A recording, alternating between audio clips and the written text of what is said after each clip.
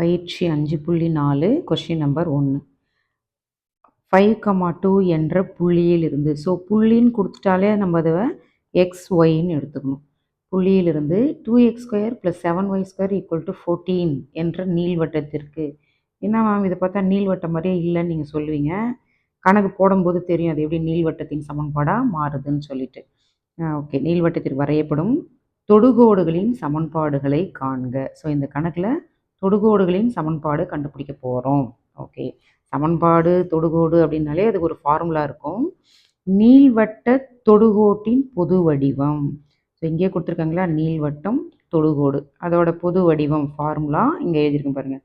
y = mx ± √a² m² + b².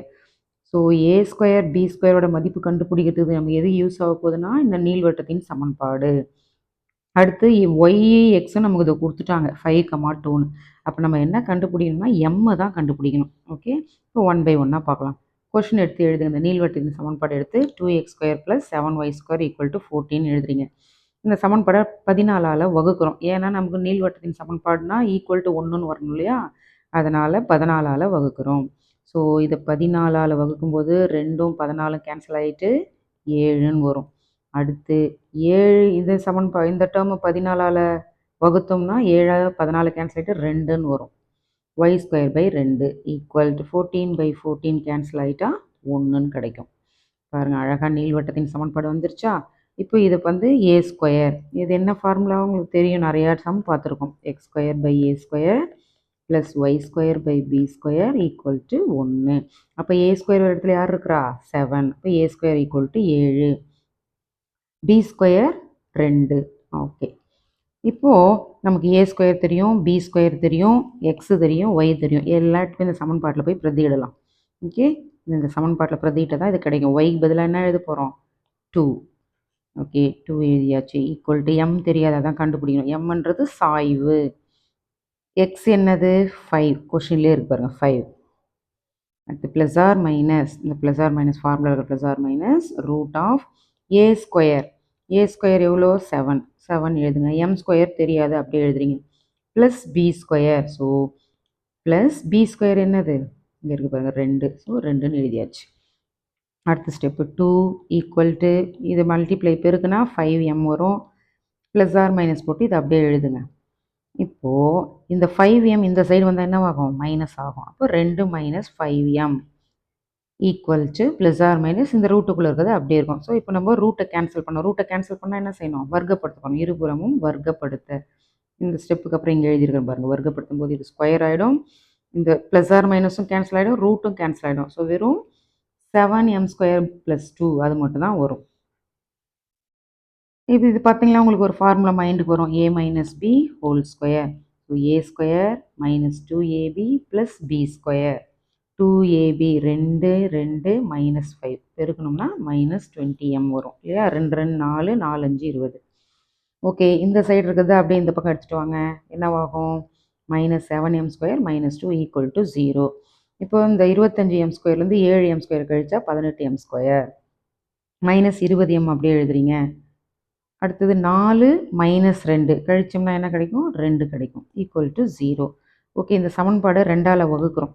இப்போ 2ஆல் வகுத்தா என்னவாகும், இது 9 முறை, அப்போ 9m². அடுத்து இதை 2ஆல் வகுக்கும்போது 10 -10m. இதை 2ஆல் வகுத்தோம்னா 1. ஓகே, ஸோ ஒரு இருபடி சமன்பாடு கிடச்சிருச்சு. இந்த பக்கம் எந்த நம்பர் இருந்தாலும் அது என்ன செய்யணும், இந்த கடைசி நம்பரோட பெருக்கணும். அப்போ 9ஐயும் 1ஐயும் பெருக்கும்போது 9 வரும்.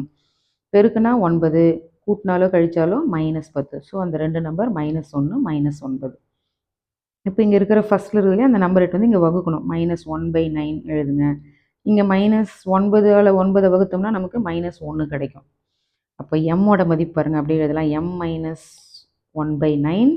அடுத்தது m - 1 = 0ன்னு எழுதணும்.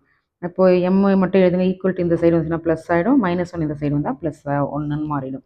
இப்போ m 2 சாய்வு கிடைச்சது, 2m. அப்போது 2 சமன்பாடு கிடைக்க போகுது. அதனால தான் அவங்க அழகாக தொடுகோடுகளின் சமன்பாடுன்னு கொடுத்தாங்க.